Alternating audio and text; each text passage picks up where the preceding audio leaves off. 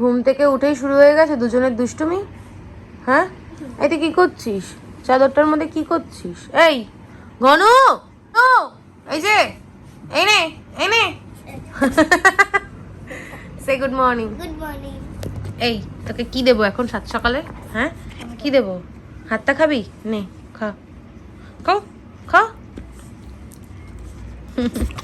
পাগল হয়ে গেছে, দেখ পাগল হয়ে গেছে। সার ঘন, আবার দিদি ভাই হাউ। টুকি টুকি, উড়ি বাবারে, উড়ি বাবারে, উড়ি বাবারে। তোমাদের কার কার বাড়িতে এরকম পাগল আছে কমেন্টে জানাও তো।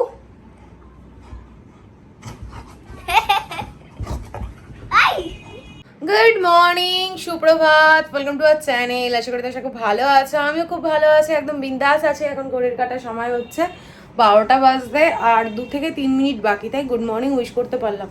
আর রোদ দেখতে পাচ্ছ, এত রোদের তাপ, আমি জানলাটা ওই জন্য আর খুলিনি। সিনটি গেল স্নান করতে।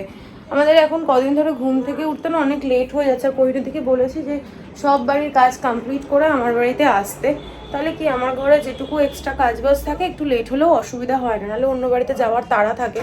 তো সেই জন্য একটুখানি বলি যে সব কাজ করে তারপর আসতে। রান্নাঘরের পরিস্থিতি কি জানি না, রান্নাঘর কি সব ছড়ানো রয়েছে, গোছানো আছে? ও রান্নাঘর মোটামুটি তাহলে দিদি গুছিয়ে দিয়ে গেছে, কিন্তু ডাইনিং টেবিলটা একদম সব ছড়ানো, ওগুলো গোছাতে হবে। প্রচুর কাজ আছে। আগে ভাবলাম খেয়ে নিই, খেয়ে দিয়ে নিয়ে তারপর কাজকর্ম করব। বিছানাটা গুছিয়েছি, জানলাটা এখনো খুলিনি, জানলায় কিছু জামা কাপড় আছে সেগুলো তুলতে হবে। কাছাকাছি কালকে করেছি বলতে কি একটা, ও কৈনুদ্দি, কৈনুদ্দি বাইরে চাদর ফাদর মেলা আছে, ওটা তুলে দেবো। কিচ্ছু না, শুধু জল আর সুদল। গনুকে বেঁধে দেওয়া হলো, এত উৎপাত করছে। কৈনুদি আসলে পরে যে কি মানে ওর হয় আমি বুঝতে পারি না, এত পাগলামি করে। আর নেল পলিশ পরিনি তো হাতটা কেমন যেন একটু ফাঁকা ফাঁকা লাগছে, কিচ্ছু পরিনি, কেমন একটা লাগছে। আর গরমে আমার কিছু ভালোও লাগছে না, ইচ্ছাই করছে না। কালকে ভেবেছিলাম পায়ে একটু নেল পলিশ পরবো, ও পরতে কি বসবো, নখ টোক কেটে উড়িয়ে দিয়েছি। আমার বেশি নখ বড় হয়ে গেলে না হাঁটতেও অসুবিধা হয়, না মনের মধ্যে একটা ভয় কাজ করে, এই মনে হয় গুঁতো খাবো, এই মনে হয় চোট খাবো, এই কারণে আমি পায়ে নখ রাখতে পারি না, সব কেটে উড়িয়ে দিয়েছি। এখন একদম ঠিকঠাক আছে।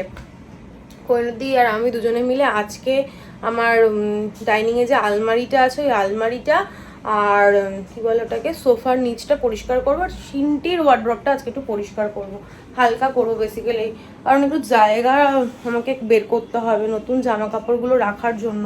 শীতের জামা কাপড়গুলো অন্য কোথাও ট্রান্সফার করতে হবে, যেই জায়গায় রাখলে পরে যে নর্মালি শীতের জামা কাপড়গুলো ইউজ হয় না, সিনটির ওরকমভাবে রাখতে হবে।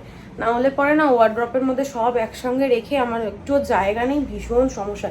আগে ওই ওয়ার্ড্রপটা জুতো রাখার জন্য বানানো হয়েছিল, বাইরে রাখা হয়েছিল। তো ফ্ল্যাটের সবাই অবজেকশন করেছিল যে অত বড় একটা আলমারির মতো ওয়ার্ড্রপ বাইরে রাখলে পরে অসুবিধা হবে, তো সেটা আমি ঘরে ঢুকিয়ে নিয়েছি। আর ছোট করে ওয়ার্ড্রপ আমি বাইরে করেছি। এবার কি হয়েছে, তো ওই ছোট ছোট র্যাক যেহেতু, ওই জন্য জামা কাপড় রাখতে একটু অসুবিধা হয়। তো দেখি আজকে কিছু জামা কাপড় বাদ দেবো। আর সিনটি একবার জামা কাপড় পরার পর সেই জামা কাপড় এমন কি দাগ লাগায় আমি নিজেও জানি না, ওই দাগ আর ওঠেও না, আর ওই জামা কাপড় পরাতে আমার ইচ্ছাও করে না। ওই জন্য ওকে না বেশি লাইট কালার পরাতে ইচ্ছা করে, কিন্তু লাইট কালার পরালেই ওরকম কীর্তি করে, নয় স্লাইম দিয়ে নয় ক্লে দিয়ে জামা কাপড় একদম বরবাদ করে রেখে দেবে।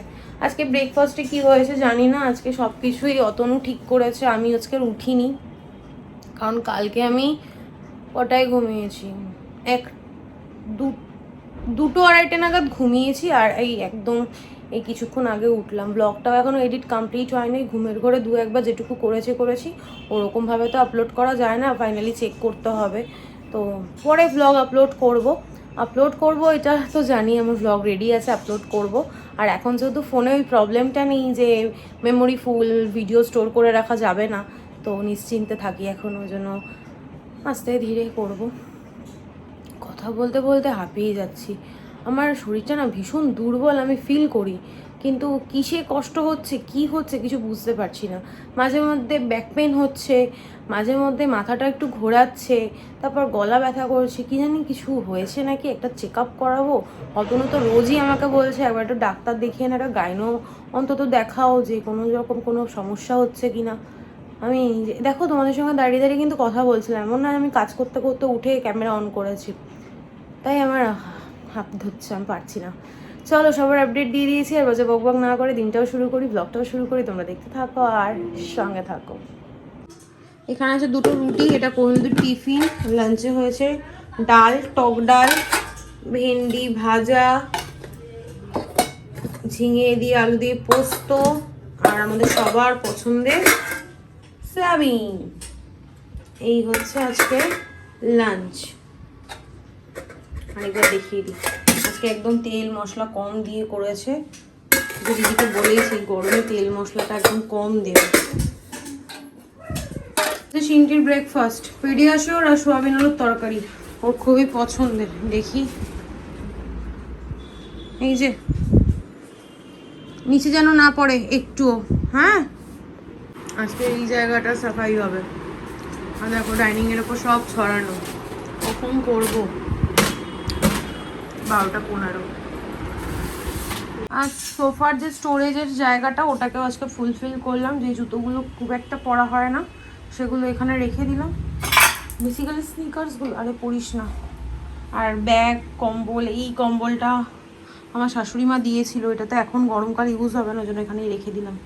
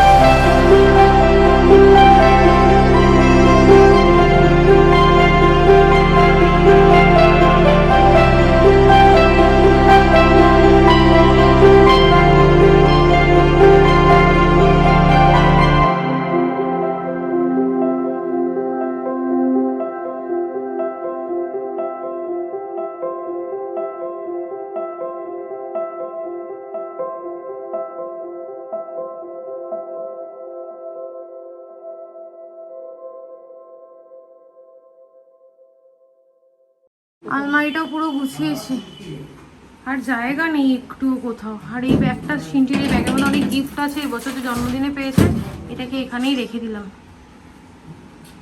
বন্ধ কথা। বাজে এখন 2:50। ঘরের এদিক ওদিক যদি পরিষ্কার করার হয় না, আর আমার যেদিন মনে হবে যে পরিষ্কার করব, তো এদিক ওদিক কোনা খাপচি সব খুঁজে বের করে পরিষ্কার করব। আজকে সোফার নিচটা, এই ঘরের খাটের নিচটা, সিনটির ওয়ার্ড্রপটা, এগুলো সব পরিষ্কার করলো। আর এখানে সিনটি দেখো ওর আন্টির হোমওয়ার্ক করছে, স্নান টান হয়ে গেছে। আর আমি একটু ডাবের জল নিয়ে বসলাম, এখান থেকে আমি একটু খাবো, সিনটিকে একটু দেবো।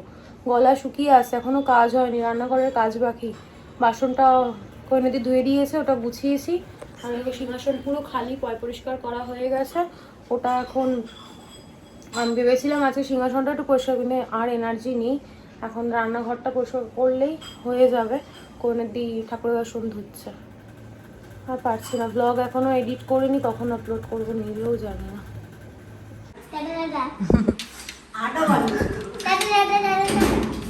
যাও, সবাই ট্রেনে উঠতে দেয় নাকি দেখো। ব্যাগ দুটো কালকে মনে করে নিয়ে আসবে।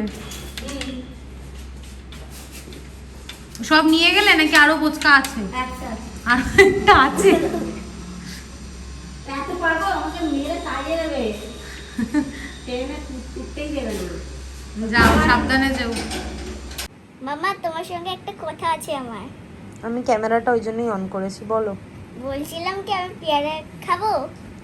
তুমি তো কখন থেকে ছটফট করছো ওই জন্য। তো দৌড় লাগাও। এসিটা চালিয়েছিস বাবা, দরজাটা বন্ধ করলি না। এই দেখো কেমন বোকা, দেখো ওই যে নিজে নিজেই ফ্রিজ খুলে পেয়ারা আনতে গেছে।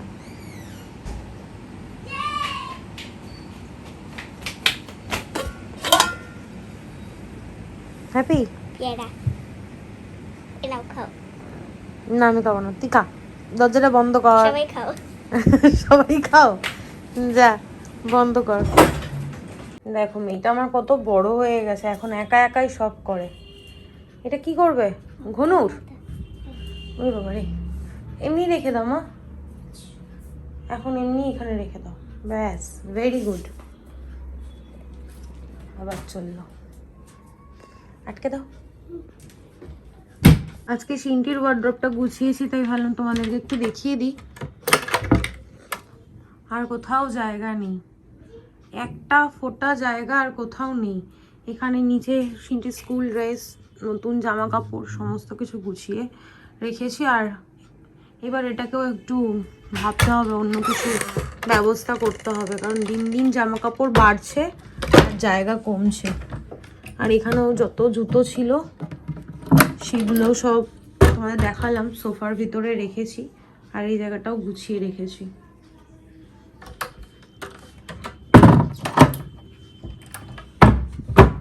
তুমি একা একা পারলে? বড় হয়ে গেছে।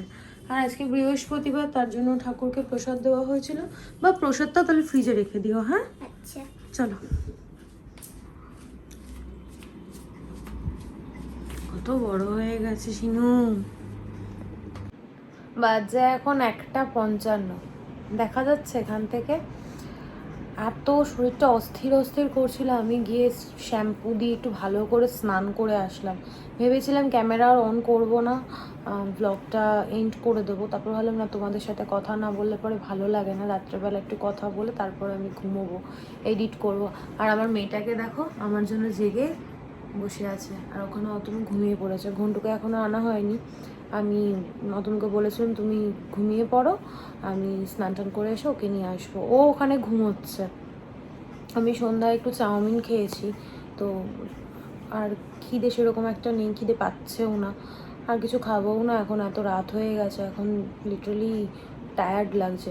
সকাল থেকে কিন্তু কোহিনুদির সঙ্গে কাজকর্ম করছিলাম, সকাল থেকে সব ঠিকঠাকই ছিল। কোহিনুদি চলে যাওয়ার পর আমি একটুখানি শুয়েছিলাম।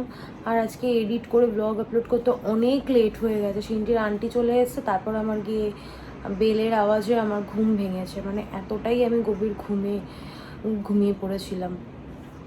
ঘুমটা আমার এতটাই গভীর হয়ে গেছিলো যে আমি শুনতেই পাইনি। 3-4 বার বেল বাজানোর পর আমি শুনেছি।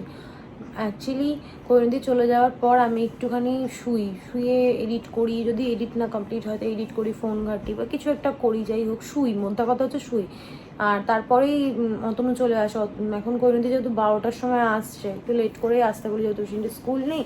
আমি একটু লেটে, যেহেতু এখন কদিন ধরে ঘুমোচ্ছি, উঠছিও লেটে, তো 3-4টে বেজে যায় কোহিনুদি যেতে যেতে। তো অতনু চলে আসে, আর অতনু খাওয়া দাওয়া সব করিয়ে দেয়। তারপর ঘুম পাচ্ছে, বালিশে গিয়ে শো। তো এবার বেরোনোর আগে আমাকে বলে কি তুমি একটু শুয়ে নাও, তারপর উঠে কাজবাজ করো বা স্নান করো। যেদিন স্নান হয়ে যায় তো সেদিন তো ঠিক আছে, যেদিন স্নান না হয় সেদিন যখনই বলে রেস্ট নি না, আমি যে একটু মানে চোখ টোক বুঝে বেশ আরাম করে শুই, ব্যাস আর আমার চোখ খোলে না। তো আজকেও তাই হয়েছে। আন্টি এলো, পড়িয়ে গেল, আমি ঘুমিয়েছিলাম। তারপর উঠলাম, উঠে ঘরে টুকটাক কাজ ছিল সেগুলো করলাম। তারপর আমাদের বাথরুমের উল্টো দিকেই একজনের মানে ডেন্টাল ক্লিনিক আছে, তো ওনারই এসি বসিয়েছে, এসির লোকে কাজ করছিল, সেই একটা প্রবলেম, বাথরুমে স্নান করতে পারছিলাম। তারপর যাই হোক আমি ঘরে টুকটাক কাজ যেগুলো ছিল সেগুলো করলাম। এই করতে করতে 10টা বেজে গেল, তখনও ওদের কাজ শেষ হয় না। তারপর আমি আবার একটু শুয়েছিলাম, ঘুমিয়ে পড়েছি। আবার যখন উঠে না অস্থির অস্থির লাগছে, ভালো লাগছে না। তারপর একটু শ্যাম্পু করে স্নানটা করে আসলাম, এখন আমি সুন্দর ঘুমাবো। হয়তো লেটে উঠবো কালকে সকালে, সকালে আবার সেটার আন্টি আসবে, এখন যেহেতু স্কুল নেই আন্টি আসবে দুবেলা করে, এখন আন্টি পড়াবে কারণ ওর ট্রেনিং আছে আবার 18 তারিখ মেবি বললো, 18 তারিখ থেকে মেবি ওর ট্রেনিং আছে। তো বললো দিদি আমি এখন কদিন দুবেলা করে পড়িয়ে দেবো। তো আমার কোনো অসুবিধা নেই, তো পড়াবে। ব্যাস এইটুকুই। আর আজকের ব্লগে কি বলবো, কিছু বলার নেই। চলো আর বাজে বক বক করবো না। সারাদিন যেভাবে কাটে আমার, এখন কোথাও বেরোচ্ছি না অ্যাকচুয়ালি না, কেন বলো তো, ভালো লাগছে না কোনো কিছুই, এখন ভালো লাগছে না। একটা চাপ মাথার উপর আছে, যেদিন চাপটা মুক্ত হলো সেদিন সব কিছু একদম ফ্রি হয়ে যাব। এটা মানে কি বলো তো, একটা হেডেক যদি মাথার মধ্যে থাকে না যে তোমাকে ওই কাজটা কমপ্লিট করতে হবে, তো এই হেডেকটাই রয়ে গেছে। আর অতনুকে আমি কতই বা প্রেশার দেবো, তবুও আমাকে কথা দিয়েছে যে কয়েকদিনের মধ্যেই আমাকে হেডেক ফ্রি করবে। কয়েকদিন বলতে এই 1-2 মাস মধ্যে হেডেক ফ্রি করবে। আমি সত্যি বলছি, তারপর কি গঙ্গায় একটু স্নান করে আসবো। এই হেডেকটা আমার বহু বছরের হেডেক, এই হেডেকটাকে ফ্রি করতে পারলে আমি একটু শান্তিতে একটু নিঃশ্বাস নিতে পারবো। আর পেরে উঠছি না জানো তো, অনেক বছর ধরে আমি এই হেডেকটাকে টেনে যাচ্ছি। যাক, আর কিছু বলবো না, কন্টিনিউ করবোও না। আমি একটা কথাই বলবো, আমি খারাপ। আমি সবার কাছে, একটা মানুষ তো ভালো হতে পারে না। আমার হাজব্যান্ডের কাছে, আমার মেয়ের কাছে আমি ভালো, আর কারো কাছে ভালো হওয়ার আমার কোনো দরকার নেই। আর আমি তো জানি যে আমি নিজে কি কতটা ঠিক করছি, কতটা ভুল করছি, আর ওপরে একজন রয়েছে বিচার করার জন্য। শুনেছি এই জন্মে যা অন্যায় করে থাকি না কেন, সেটা এই জন্মতেই সেটার পুরো হিসাব কমপ্লিট হয়েই দেন আমরা উপরে যাই। তো আমি একটা কথাই বলবো, আমি অন্যায় করলে সেই শাস্তি আমি পাবো, আর আমার সঙ্গে কেউ অন্যায় করলে সেই শাস্তি সে পাবে। সে যতই আমি সবার কাছে খারাপ হই, সবার কাছে ভালো হই, যাই হই, আমার কোনো বন্ধু বান্ধব থাকবে না, আমি কারোর সাথে মিশতে পারবো না, আমি কোথাও ঘুরতে যেতে পারবো না, আমি ঘরে কিছু করতে পারবো না। এত বাধার মধ্যে দিয়ে না কোনো মানুষ বাঁচতে পারে না। সব কিছু একটা লিমিট থাকে, লিমিট যখন ক্রস হয়ে যায় তখন সত্যি সত্যি তখন মনে হয় কি এই হেডেকটাকে এবার হেডেক রিলিভ করতে হবে, আর কিছু নেই। আমার বান্ধবীর সঙ্গে আমার ছোটোবেলার বলতে সুমন, আমি ওদের সময়কারই আমার বান্ধবী, নাম নিচ্ছি না, তো তার সঙ্গেও আমার কথাবার্তা নেই, অনেক দিন হয়ে গেছে। তো সেখানেও সব কিছু বলা, তারপর মানে কি বলবো, অনেক কিছু বলতে গিয়েও না থেমে যেতে হয়, চুপ করে যেতে হয়, মানে বলতে গিয়েও বলতে পারি না। তার কাছেও সব কিছু বলা, ঘরের কথা, কি করছি না করছি, তারপর সবটাই তো তোমাদের সঙ্গে শেয়ার করি। কিছু তো প্রাইভেসি বলে জিনিস থাকে, সেটাও যখন হাটে বাজারে বিক্রি করা হয় তখন সেই জিনিসগুলোকে আর মেনে নেওয়া যায় না। অনেক হলো, আর ভালোও লাগে না। তো কে আমার সঙ্গে সম্পর্ক রাখবে, কে সম্পর্ক রাখবে না, কে কথা বলবে, কে কথা বলবে না, তাতে বিশ্বাস করো আমার আর কিচ্ছু যায় আসে না। আমার হাজব্যান্ড, আমার সন্তান, এরা আমার পাশে থাকলেই হলো। আর যখন দেখবো এরাও আমার পাশে নেই, তখন আমি নিজেই আর হয়তো এখানে এক্সিস্টই করবো না, তখন আমার কোনো অস্তিত্বই হয়তো থাকবে না।